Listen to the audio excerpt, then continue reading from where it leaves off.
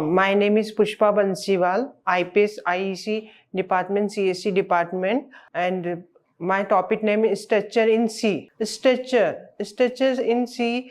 For example जैसे हम एक बिल्डिंग का यदि हम स्ट्रक्चर बनाते हैं तो क्या क्या रिक्वायरमेंट लगती है। एक बिल्डिंग का यदि हम स्ट्रक्चर बना रहे हैं तो पहले फर्स्ट ऑफ ऑल हमें प्रॉपर्टी चाहिए होगी, फिर उसके बाद में हमें उसको बनाने के लिए कंक्रीट, सीमेंट और अलग अलग पार्ट, अलग अलग डेटा टाइप लगेंगे यदि हम सी लैंग्वेज में बात करें तो वैसे ही स्ट्रक्चर जो है सी लैंग्वेज में जो स्ट्रक्चर है वो डिफरेंट डेटा टाइप को स्टोर कर सकते हैं। हम अरे है तो अरे में क्या करते हैं, कंटिन्यूस मेमोरी लोकेशन देते हैं इंटीजर टाइप का। फॉर एग्जांपल मैंने यदि इंटीजर ए उसके अंदर 5 लोकेशन डाल दिए, 5 नंबर ऑफ वेरिएबल डाल दिए, तो कंटिन्यूस मेमोरी लोकेशन में क्या होगा कि इंटीजर टाइप का ही एक डेटा टाइप स्टोर होगा। बट मुझे ऐसा करना है कि इंटीजर के साथ साथ मुझे नाम भी स्टोर करवाना है। मुझे सैलरी है आ रही है, मान लो फॉर एग्जांपल मुझे एम्प्लॉय है कोई, एम्प्लॉय का आईडी। अब आईडी कैसे होगा, इंटीजर टाइप का होगा। इंटीजर टाइप का मीन्स कि उसकी वैल्यू होगी। अब वो वैल्यू तो मैं इंटीजर लेके करवा दूंगी। फिर जो कैरेक्टर है, जो नाम है एम्प्लॉय का, उसका यदि मुझे डेटाबेस तैयार करना है तो डेटाबेस के लिए एम्प्लॉय का यदि नेम स्टोर करना है तो नाम के लिए नेम क्या होगा, कैरेक्टर होगा। अब वो कैरेक्टर को मैं अरे, फंक्शन या फिर हमने जो पॉइंट उसमें स्टोर नहीं कर सकते। अब जो एम्प्लॉय है उसकी सैलरी है, सैलरी आ रही है। अब सैलरी ऐसा इंटीजर लूंगी तो ऐसा पॉइंट में भी आती है सैलरी, तो अब पॉइंट में आ रही है तो मुझे फ्लोट लेना पड़ेगा। तो डिफरेंट डेटा टाइप को स्टोर कराना है। अब डिफरेंट डेटा टाइप को स्टोर कराने के लिए हमें क्या, तो सी लैंग्वेज में हम उसको स्ट्रक्चर लेते हैं। कि स्ट्रक्चर लेने से क्या होगा कि हम डिफरेंट डेटा टाइप को स्टोर कर सकते हैं। तो यहाँ पे स्ट्रक्चर की डेफिनेशन क्या है, structure in C is a user defined data type. User defined data type means कि ये एक यूजर डिफाइंड डेटा टाइप है। हमने फर्स्ट लेक्चर में पढ़ा था कि जैसे इंटीजर, कैरेक्टर ये डेटा टाइप होते हैं, वैसे ही यूजर डिफाइंड डेटा टाइप भी होते हैं जिसमें स्ट्रक्चर, यूनियन और नम आते हैं। और इसमें different collection of different data type को हम स्टोर कर सकते हैं। और each element of structure is called member, और इनको हम क्या बोलते हैं, मेंबर बोलते हैं। तो अब जैसे मैंने इंटीजर ए, कोई एम्प्लॉय है उसका नाम इंटीजर, उसका आईडी स्टोर करवाया, तो वो क्या होगा, स्ट्रक्चर का एक मेंबर होगा। यदि मैंने कैरेक्टर, इफ कैरेक्टर नेम, नाम नेम स्टोर करवाया तो वो स्ट्रक्चर का एक मेंबर होगा। तो स्ट्रक्चर में क्या है कि हम डिफरेंट डेटा टाइप को स्टोर कर सकते हैं। अब मुझे एक एम्प्लॉय का डेटाबेस तैयार करना है तो मैं इस स्ट्रक्चर के थ्रू बहुत इजीली डिफरेंट टाइप के डेटा टाइप का स्टोर करके कर सकती हूँ। उसका सिंटेक्स है, तो स्ट्रक्चर का सिंटेक्स क्या है कि आप जब भी स्ट्रक्चर बनाते हो, जैसे हम अरे बनाते हैं तो अरे में क्या होता है कि हम अरे लेते हैं ए और उसमें हम एक ब्रैकेट लगाते हैं और उसके बाद में उसमें वैल्यू असाइन करते हैं। पॉइंटर में हम एस्ट्रिक लिखते हैं, इन डायरेक्शन ऑपरेटर, तो उससे आप लोग समझ जाते हो कि ये पॉइंटर है। तो स्ट्रक्चर के लिए क्या है, STRUCT, स्ट्रक मीन्स स्ट्रक्चर। हम एक स्ट्रक्चर तैयार कर रहे हैं, फिर उसके बाद में स्ट्रक्चर का नाम आएगा। स्ट्रक्चर का नाम आप कुछ भी दे सकते हो, जैसे हम फंक्शन में अरे में देते हैं, जैसे स्टूडेंट का बना रहे हैं तो struct student name, struct employee name, इस तरह से आप बना सकते हो। फिर कर्ली ब्रैकेट ओपन होगा और उसके बाद डेटा टाइप मेंबर 1। मेंबर मैंने बताया है कि डिफरेंट जो हम लेते हैं उसमें हम मेंबर बोलते हैं। फिर data type member 2, number of data type member n करके आप स्ट्रक्चर बना सकते हो। ये तो स्ट्रक्चर का सिंटेक्स हो गया। अब फॉर एग्जांपल मुझे एक एम्प्लॉय है, अब एम्प्लॉय का एक स्ट्रक्चर बनाना है तो मैं कैसे बनाऊंगी, एम्प्लॉय में क्या क्या लगेगा, उसका आईडी लगेगा, उसका नाम लगेगा और उसका सैलरी लगेगी। तो अब तीनों के लिए मुझे डिफरेंट है। तो एम्प्लॉय, मैंने स्ट्रक नाम का एक एम्प्लॉय बनाया और मैंने इंट आईडी लिया, curly bracket open, int ID and semicolon means वहां पे वो टर्मिनेट हो गया। तो फिर दूसरा लिया कैरेक्टर नेम, और नेम को मैंने अरे से स्टोर करवा दिया। एंड थर्ड है फ्लोट सैलरी, क्योंकि सैलरी पॉइंट में भी आती है। तो हमने इस तरह से डिफरेंट डेटा टाइप को हमने स्टोर कर दिया। अब आप कर्ली ब्रैकेट के बाद हमें यहाँ पे स्ट्रक्चर में सेमीकोलन लगाना है। सेमीकोलन मीन्स कि स्ट्रक्चर यहाँ पे टर्मिनेट हो गया। तो इस तरह से हम स्ट्रक्चर को पहले डिक्लेयर करेंगे। अभी यहाँ पे वेरिएबल डिफाइन नहीं हुए, मैंने अभी यहाँ पे एक रो आउट बनाया है कि यहाँ पे आईडी होगा, यहाँ नेम होगा, यहाँ सैलरी होगी। अभी कोई एम्प्लॉय है, मान लो आईपीएस डिपार्टमेंट में अलग अलग डिपार्टमेंट है, तो अलग अलग डिपार्टमेंट के एम्प्लॉय का नाम, तो अब जैसे E1 है, कोई एम्प्लॉय है, तो E1 एम्प्लॉय का अभी मैंने नाम नहीं दिया, इसमें सिर्फ स्ट्रक्चर बनाया है। तो स्ट्रक्चर रिप्रेजेंटेशन एंड साइज, अब स्ट्रक्चर का कैसे रिप्रेजेंट होता है, यहाँ पे मेमोरी एलोकेशन में जब हम कंपाइल करते हैं तो स्ट्रक्चर में रिप्रेजेंटेशन कैसे होता है। फॉर एग्जांपल हमने क्या किया, structure employee, integer ID, character name, salary, ये हमने एम्प्लॉय का दे दिया। तो अब यहाँ पे क्या होगा, इंटीजर कितना बाइट लेता है, इंटीजर 4 बाइट लेता है, और कैरेक्टर कितने बाइट लेता है, कैरेक्टर लेता है 1 बाइट। अब यहाँ पे कैरेक्टर नेम कितना है, 10 है, तो 10 मीन्स कि यहाँ पे 10 का मीन्स हुआ कि ये 1 बाइट के 10 ब्लॉक। तो यहाँ पे मैंने डायग्राम से मैंने समझाया हुआ है कि जो इंटीजर है इंट आईडी 1000 से 1004 तक के इंटीजर आईडी के लिए ये ब्लॉक ये होल्ड करके रखेंगे कि यहाँ पे इंटीजर आईडी की वैल्यू स्टोर होगी। फिर 104 से 1014 तक के कैरेक्टर नेम में 10 वैल्यू स्टोर होगी, जी कैरेक्टर क्या लेता है, 1 बाइट लेता है। उसके बाद फ्लोट लेता है 4 बाइट। हर ब्लॉक जो है वो एक 1 बाइट का है। तो यहाँ पे जो फ्लोट है वो 4 बाइट लेता है, तो 1014 से 1018 तक के फ्लोट सैलरी यहाँ पे जाती है स्टोर होगी। तो इस तरह से हम दूसरे प्रोग्राम में दूसरे जो अरे है फंक्शन है उसमें हम क्या कर रहे थे, कंटिन्यूस मेमोरी एलोकेट कर रहे थे। बट यहाँ पे क्या हो रहा है कि यहाँ पे हम एक साथ इंटीजर, कैरेक्टर और फ्लोट तीनों की चीजें एक साथ यहाँ पे स्टोर हो रही है। आप ये जो साइज ऑफ बाइट्स है, साइज ऑफ बाइट कितने होंगे, 4, इंटीजर का 4 प्लस कैरेक्टर का 10 प्लस 4 इक्वल टू 18 बाइट्स यहाँ पे लग रही है। ये अभी आप लोगों को हो सकता है कि बीटेक में इतना यूज में नहीं आए, बट जैसे आप गेट की प्रिपरेशन करोगे, है ना, प्लेसमेंट की प्रिपरेशन करोगे, तो इसमें ये बाइट्स निकालने तो आता है कि स्ट्रक्चर आप कुछ प्रोग्राम दे दिया कि कितना बाइट ले रहा है। अब स्ट्रक्चर की जो फील्ड है, स्ट्रक्चर है, उसको हम अलग अलग कैसे रिप्रेजेंट कर रहे हैं। जैसे स्ट्रक्ट एम्प्लॉय है, तो जो स्ट्रक्ट है वो हमारा क्या है, वो हमारा स्ट्रक्ट कीवर्ड है, और वो जो एम्प्लॉय है हमारा एम्प्लॉय क्या है, स्ट्रक्चर का नाम है या उसका टैग है। और जो integer ID, character name, float and salary है वो हमारे मेंबर ऑफ स्ट्रक्चर है। तो इस कॉल्ड द स्ट्रक्चर कि मान लो मुझे स्टूडेंट का निकालना है, तो स्टूडेंट का निकालने के लिए हम क्या करेंगे, एक स्ट्रक्ट नाम का स्टूडेंट बनाएंगे, उसमें स्टूडेंट का आईडी लेंगे, स्टूडेंट का नाम लेंगे, स्टूडेंट कौन से क्लास में पढ़ता है। तो इस तरह से हम स्टूडेंट का स्ट्रक्चर में हम प्रॉपरली एक साथ पूरी इंफॉर्मेशन स्टोर कर सकते हैं। अब हमने स्ट्रक्चर को डिक्लेयर कर दिया। अब स्ट्रक्चर को डिक्लेयर करने के बाद स्ट्रक्चर के variable we can declare a variable for the structure so that we can access the member of structure easily.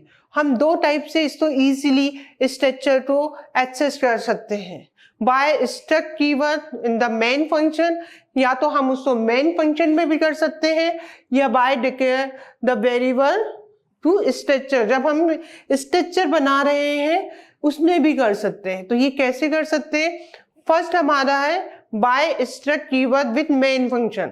जैसे मैंने एक स्ट्रक्ट एम्प्लॉय लिया और उसमें आईडी, कैरेक्टर नेम और सैलरी लिया, तो ये तो मैंने स्ट्रक्चर बना दिया। जैसे हम फंक्शन बनाते थे, तो फंक्शन बनाने के बाद हम उसको कॉल किस में करते थे? उसको हम कॉल करते थे मेन फंक्शन में। जब हम मेन फंक्शन में कॉल करते थे तो जो फंक्शन है, तो फंक्शन को हमने वहां डिक्लेयर किया और फिर मेन फंक्शन में उसकी डेफिनेशन देते थे।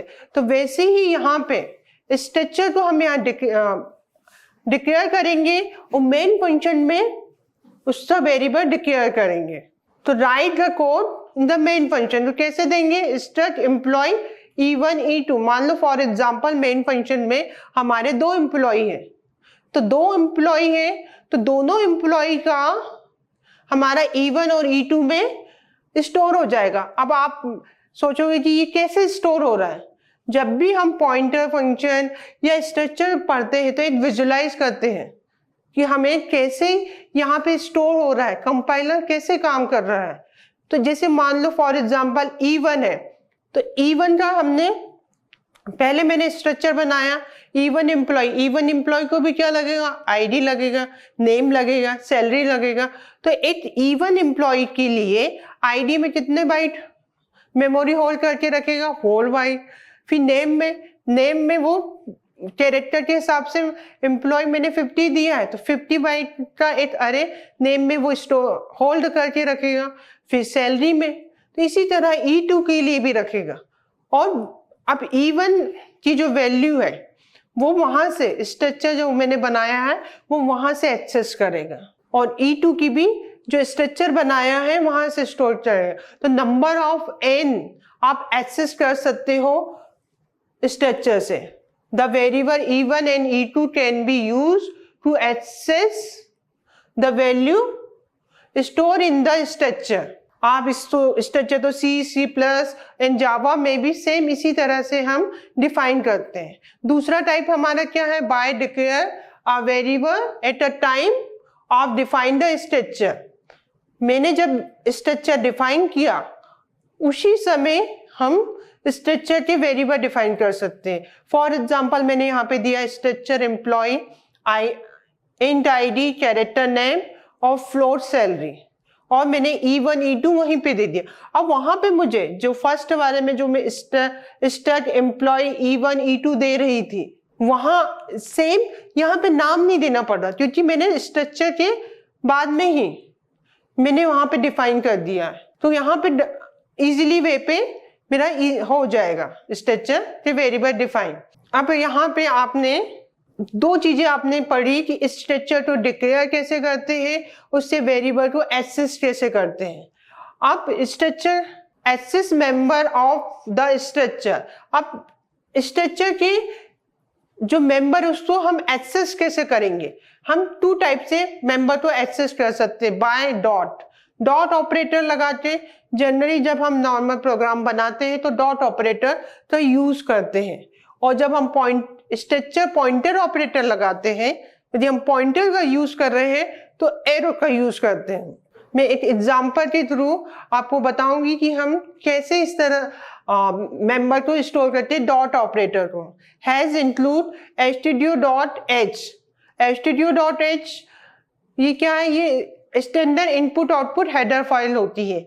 ये जो हैज इंक्लूड हम ले रहे हैं stdio.h हेडर फाइल है, इसकी जो लाइब्रेरी फंक्शन है ये इनपुट आउटपुट कहीं पे स्टोर है, और ये यहाँ से वो एक्सेस कर रहा है। इसकी फंक्शन कहीं ना कहीं बने हुए हैं। हैज इंक्लूड string.h, क्योंकि हम स्ट्रिंग ऑपरेटर का भी यूज कर रहे हैं तो string.h का यूज करेंगे। फिर हमने एक स्ट्रक्चर बनाया स्ट्रक्ट एम्प्लॉय कंट्रीब्यूटेड स्टार, इसमें इंट आईडी, कैरेक्टर नेम, ये मैंने 2 वेरिएबल 2 मेंबर डिक्लेयर किए, और उसमें वहीं पे मैंने स्ट्रक्चर में ही E1 नाम का वेरिएबल डिक्लेयर कर दिया। उसके बाद में मैंने इंट मेन फंक्शन, जो हमारा मेन फंक्शन है, वो बनाया और कंट्रीब्यूटेड स्टार। अब मैंने E1.id में 101 दिया। E1.id 101 में फर्स्ट एम्प्लॉय की इंफॉर्मेशन स्टोर होगी 101, फिर उसके बाद मैंने एक स्ट्रिंग str कॉपी फंक्शन लिया जिसमें e1, अब मैंने डॉट बताया था कि डॉट से एक्सेस करते हैं, e1 का जो एम्प्लॉय है डॉट नेम। अब यदि मुझे स्ट्रक्चर से कैरेक्टर नाम का एक नाम एक्सेस करना है तो उसके पहले मुझे उसका वेरिएबल e1, फिर उसके बाद में मैं डॉट लगा के उस नाम को एक्सेस करूंगी। और वहां पे मैं क्या प्रिंट करवाना चाहती हूँ, जैसे मैंने यहाँ पे प्रिंट करवाया मैं राम जायसवाल नाम का मैंने प्रिंट करवाया, कॉपी स्ट्रिंग इनटू कैरेक्टर अरे में ये जाके स्टोर हो जाएगा। अब मुझे ये दोनों वैल्यू आ गई मेरे पास में, इंटीजर आईडी और कैरेक्टर नेम। अब मुझे इनको दोनों तो प्रिंट करवाना है, तो प्रिंट कैसे करवाते हैं, प्रिंट एफ जो नॉर्मल हम करवाते हैं, print f employee 1 ID colon percentage d इसलिए लगा रहे हैं क्योंकि वो इंटीजर टाइप का है, स्लैश n क्योंकि वो नेक्स्ट लाइन में आना चाहिए, कॉमा e1। अब यहाँ पे क्या चेंज होगा कि e1 होगा क्योंकि वेरिएबल क्या है हमारा e1 है। नॉर्मल प्रोग्राम में हम क्या करते थे, जैसे ई कोई वेरिएबल लिया तो हम ई को करके प्रिंट करवा देते थे, या आईडी है तो आईडी को हम प्रिंट करवा, बट यहाँ ये स्ट्रक्चर प्रोग्राम है तो हम वेरिएबल क्या है हमारा e1 डॉट आईडी और फिर सेमीकोलन। तो अब इसमें कहाँ पे जाते वैल्यू e1 में जाएगा वेरिएबल e1 की उसमें से आईडी में से एक्सेस करके वो वैल्यू 101 लेके आएगा। और फिर इसके बाद में प्रिंट एम्प्लॉय 1 नेम है वो स्ट्रिंग टाइप का है तो हमने परसेंटेज s लगाया, स्लैश के लिए n और फिर e1 डॉट नेम। तो अब e1 के नेम में जाके क्या नाम हमने से लिया है, राम जायसवाल, तो वो राम जायसवाल तो प्रिंट कर देगा। और मैंने मेन फंक्शन इंट मेन नाम से लिया है तो रिटर्न 0 दूंगी और सेमीकोलन और कर्ली ब्रैकेट क्लोज। जब मैं इसको रन करवाऊंगी तो ये कंपाइलर सबसे पहले कहाँ जाएगा, सबसे पहले मेन प्रोग्राम में जाएगा। मेन प्रोग्राम में जाने के पहले वो देखेगा कि e1 आईडी है। अब e1 आईडी का स्ट्रक्चर कहाँ बना हुआ है, उसका स्ट्रक्चर ऊपर बना हुआ है तो वो वहां से वैल्यू को पास करेगा और वहां से पास करने के बाद में वो प्रिंट करवा के आउटपुट हमें क्या आएगा, जो मैंने यहाँ पे आउटपुट में आएगा employee ID 101 employee name 1 Ram Jaiswal. तो आपको समझ में आया होगा कि डॉट फंक्शन का यूज कैसे करते हैं। एक सिंपल सा हमने एक एम्प्लॉय का नाम आईडी हमने स्ट्रक्चर के थ्रू प्रिंट करवाया तो उसके लिए हमें इस तरह से एक्सेस करना पड़ेगा। ये हमारा क्या हुआ स्ट्रक्चर। अब स्ट्रक्चर को हम अरे ऑफ स्ट्रक्चर इन सी, अरे ऑफ स्ट्रक्चर इन सी में हम कैसे रिप्रेजेंट करेंगे। An array of structure in C can be defined has a collection of multiple structure variable where each variable contain information about different entities. Different entities को हम इसमें store करते हैं। And the array of structure in C are used to store information about multiple entities of different data types. Different data type की multiple entry को हम structure array of structure में store करते हैं। The array of structure is also known as the collection of structure. यहाँ पे array of structure में क्या, जैसे मान लो फॉर एग्जाम्पल एम्प्लॉय है तो एम्प्लॉय का मैंने एक 1 एम्प्लॉय है तो उसके लिए एक मेमोरी एलोकेट हो गई, सेकेंड एम्प्लॉय है उसके लिए एक अलग मेमोरी स्टोर हो गई। तो हमने अरे को स्ट्रक्चर में जब डिफाइन करते हैं उसमें डिफरेंट डेटा टाइप को डिफरेंट मेमोरी एलोकेशन एक साथ परफॉर्म करते हैं। फॉर एग्जाम्पल मुझे एक स्ट्रक्चर बनाना है, स्टोर करना है 5 स्टूडेंट को इंफॉर्मेशन को और मुझे उसको प्रिंट करवाना of an array of structure that store information of 5 student and print करवाना है। तो अब 5 स्टूडेंट की इंफॉर्मेशन को प्रिंट करवाना है तो उसके लिए मुझे अरे का यूज करना है। तो इस सबसे पहले हैज इंक्लूड रेसिड्यू डॉट एंज, हैज इंक्लूड स्ट्रिंग डॉट एंज, फिर स्ट्रक्ट स्टूडेंट, अब एक स्ट्रक्चर बनाऊंगी किस नाम का, स्टूडेंट नाम का, और इंट, अब स्टूडेंट है तो उसका रोल नंबर भी होगा। फिर रोल नंबर कैसा होगा, इंटीजर टाइप का होगा। फिर कैरेक्टर नेम, और जो नेम है उसको मैं अरे में स्टोर करा रही हूँ, तो 10 नाम का मैंने एक नाम एक मेमोरी होल्ड करने के लिए एक अरे टाइप का डिफाइन कर दिया, और curly bracket close and semicolon. अब मुझे 5 स्टूडेंट के नाम प्रिंट कर इंफॉर्मेशन प्रिंट करवानी, तो मैंने क्या लिया, इंट मैन। अब यहाँ पे मैं मेन फंक्शन में स्ट्रक्चर का वेरिएबल डिक्लेयर कर रही हूँ, तो इंट मैन, फिर एक लूप भी चला रही हूँ, तो इंट आई लिया। आई क्यों, क्योंकि आई लूप के लिए आई नाम का, और स्ट्रक्ट स्टूडेंट st5, क्योंकि मैं 5 स्टूडेंट की इंफॉर्मेशन स्टोर करवा रही हूँ। फिर printf enter the record of 5 student for i equal to 0 semicolon i greater than 5 and i plus plus. अब इसमें 5 स्टूडेंट का यदि रोल नंबर स्टोर होता है, वो जब तक के चलेगा लूप जब तक के 5 से ग्रेटर देन ना हो जाए, और i plus plus. printf enter roll number, जैसे ही मैं एंटर रोल नंबर, तो अब मैंने रोल नंबर लिया 11।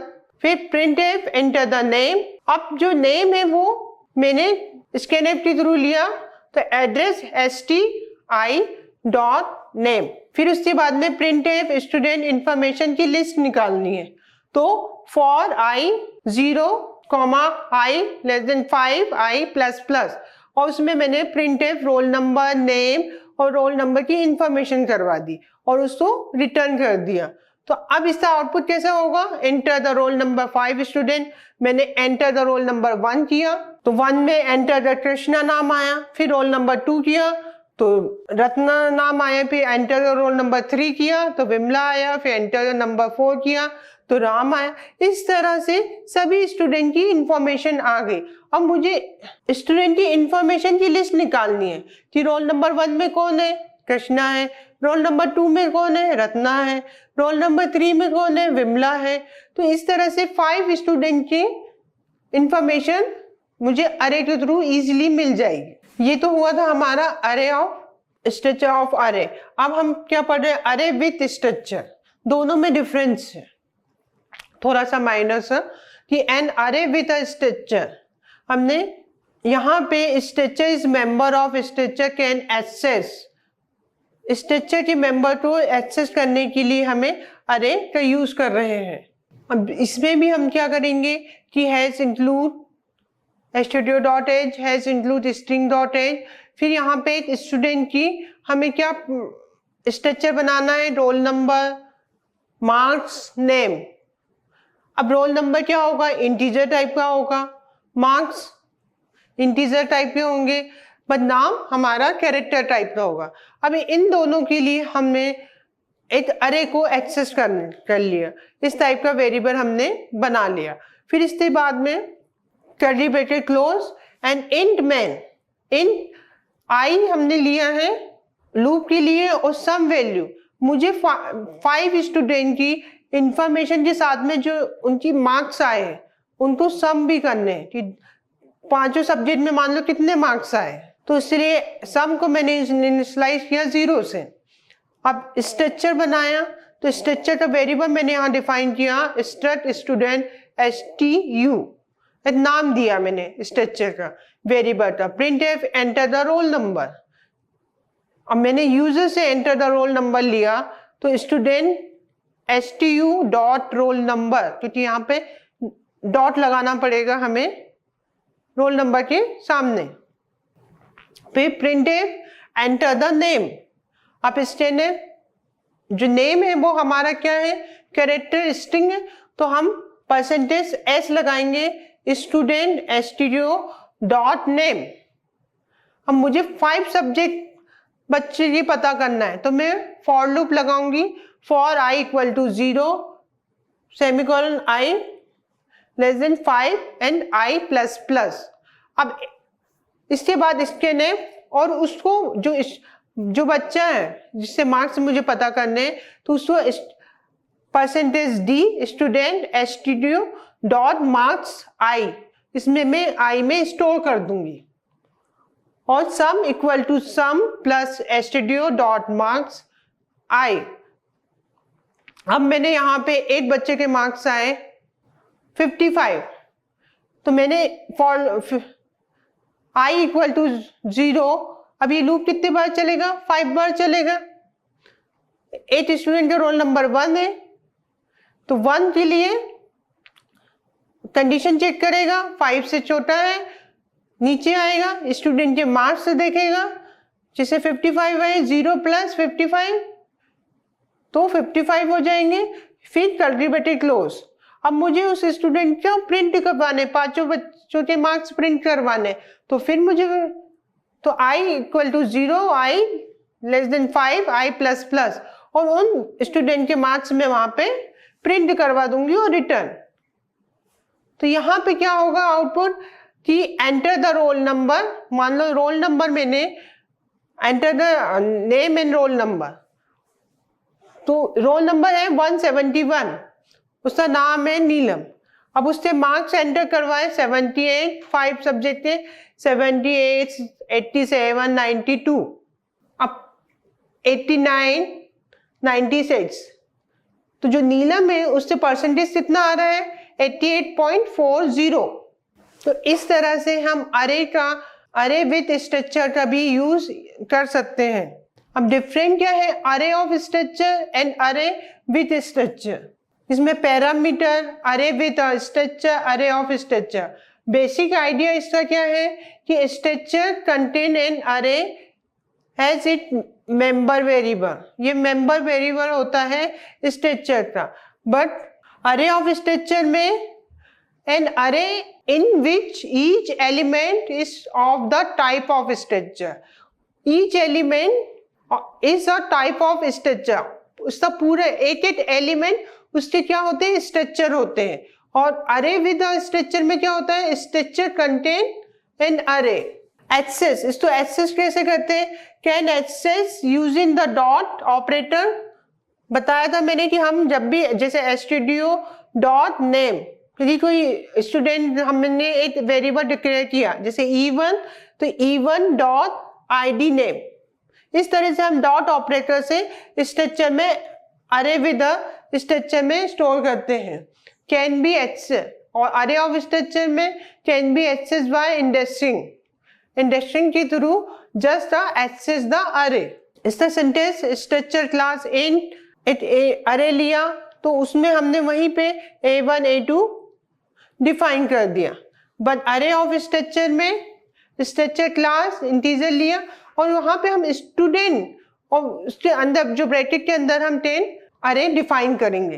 तो इस तरह से अरे विद स्ट्रक्चर और अरे ऑफ स्ट्रक्चर में माइनर से डिफरेंस है।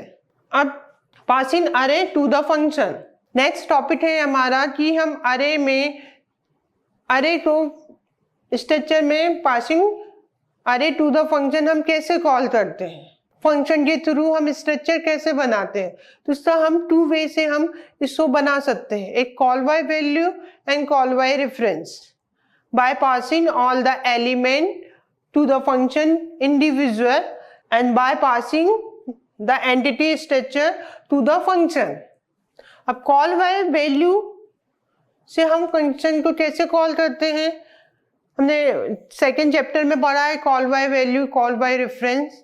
कॉल बाय वैल्यू में हम वैल्यू पास करते हैं और कॉल बाय रेफरेंस में उससे मेमोरी के एड्रेस को पास करते हैं। जैसे हमने यहाँ पे एक प्रोग्राम बनाया कि हैज इंक्लूड stdio.h, एक मुझे एक कार की नाम पता करना है, कार क्या है, उसका प्राइस पता करना है।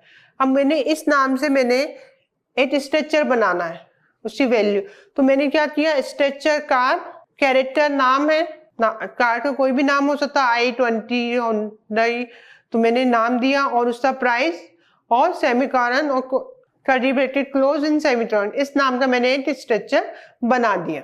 अब मैंने एक फंक्शन बनाया जैसे हम नॉर्मल उसमें फंक्शन बनाते थे, वैसे मैंने एक फंक्शन बनाया वॉइड प्रिंट, कोई भी आप नाम ले सकते हो, प्रिंट कार इंफॉर्मेशन।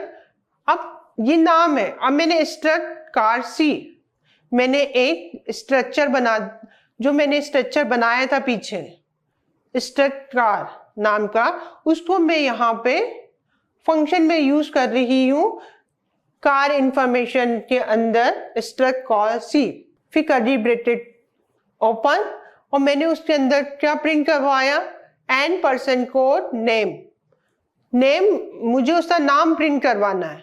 अब नाम प्रिंट करवाना है, स्ट्रिंग है, एस लगेगा, एन पर्सन कोड और सी डॉट नेम। अब सी क्यों है, क्योंकि कार है, कार का वेरिएबल का नाम सी है, तो सी के बाद में डॉट आएगा। अब मैंने फॉर एग्जांपल यहाँ पे कार का नाम दिया टाटा। अब उसका प्राइस प्रिंट करवाना है, तो प्रिंट एन परसेंट कोड फिर स्लैश एन प्राइस। अब ये जो प्राइस है वो इंटीजर है, तो मैं यहाँ पे परसेंटेज डी लगाऊंगी और n code c dot price और कर्ली ब्रैकेट क्लोज। अब ये फंक्शन बनाया, तो फंक्शन को मुझे कहाँ कॉल करना पड़ेगा, मेन फंक्शन में। हम क्या कर रहे हैं, एक पास कर रहे हैं पॉइंटर के स्ट्रक्चर को फंक्शन के यूज। तो इंट मेन फिर स्ट्रक्चर कार सी, क्योंकि मेरा स्ट्रक्चर है, और फिर मैंने उसको एन परसेंट कोड, मैंने उसको क्या नाम दिया टाटा, और उसका प्राइस दिया 1021। तो अब ये जब भी ये प्रिंट डैश कार इंफॉर्मेशन सी, ये यहाँ पे जैसे ही कंपाइल होगा तो सबसे पहले मेन फंक्शन में जाएगा। मेन फंक्शन में जाएगा, देखेगा स्ट्रक्ट नाम का एक स्ट्रक्चर बना हुआ है, तो वो प्रिंट कार इंफॉर्मेशन में जाएगा, तो वॉइड मेन प्रिंट में जाएगा, वहां पे वो उसकी इंफॉर्मेशन लेगा और उसको प्रिंट करेगा। तो इस तरह से हम स्ट्रक्चर को फंक्शन के थ्रू भी बना सकते हैं। अब दूसरा है कि हम स्ट्रक्चर को पॉइंटर के थ्रू या कॉल बाय रेफरेंस के थ्रू भी बना सकते हैं। बट पॉइंटर का यूज करते हैं तो हम डॉट की जगह पे एरो लगाते हैं। जैसे फॉर एग्जांपल मैंने यहाँ पे एक स्टूडेंट है, स्टूडेंट की इंफॉर्मेशन मुझे स्टोर करवानी है, तो has include stdio.h struct student. अब कैरेक्टर का नाम है, तो मैंने अरे बनाया, फिर रोल नंबर इंटीजर रहेगा, फ्लोट मार्क्स में आएंगे। अब मैंने यहाँ पे क्या किया, पिछले कॉल बाय वैल्यू में क्या था कि नॉर्मल मैंने यहाँ पे वॉइड प्रिंट कार इंफॉर्मेशन दे दिया था, बट यहाँ पे मैं कॉल बाय रेफरेंस से कर रही हूँ, तो यहाँ क्या दिया स्ट्रक्ट स्टूडेंट, और वहां पे पॉइंटर डिफाइन किया, पॉइंटर स्टूडेंट ऑब्जेक्ट। जैसे ही मैंने एस्टेरिस्क लगाए मीन्स कि वो पॉइंटर में यूज कर रही हूँ। फिर कर्ली ब्रैकेट मेरा ओपन होगा, print f name percentage s n और स्टूडेंट ऑब्जेक्ट, और यहाँ पे मैं ऑब्जेक्ट के बाद में डॉट नहीं लगाऊंगी। ऑब्जेक्ट के बाद में मैं, क्योंकि यहाँ पॉइंटर कॉल बाय रेफरेंस से हम इसको यूज कर रहे हैं, तो फिर यहाँ पे एरो लगा के नेम, तो यहाँ पे नाम प्रिंट हो जाएगा, print roll number percentage D and student roll number, student के मार्क्स। तो इस तरह से यहाँ पे हम एक फंक्शन बनाएंगे पॉइंटर के थ्रू, कॉल बाय रेफरेंस के थ्रू। अब मेन में मैंने इसको कॉल किया struct student st1 int main, फिर स्ट्रक्ट स्टूडेंट st1, यहाँ पे मैंने नाम क्या पास किया अमन, अमन का क्या रोल नंबर है 19, उससे मार्क्स कितने आए 8.5, तो वो डिस्प्ले होके वो डिस्प्ले फंक्शन के थ्रू डिस्प्ले हो जाएगा h1 में। तो इस तरह से हम कॉल बाय रेफरेंस के थ्रू भी वैल्यू को पास कर सकते हैं। Thank you.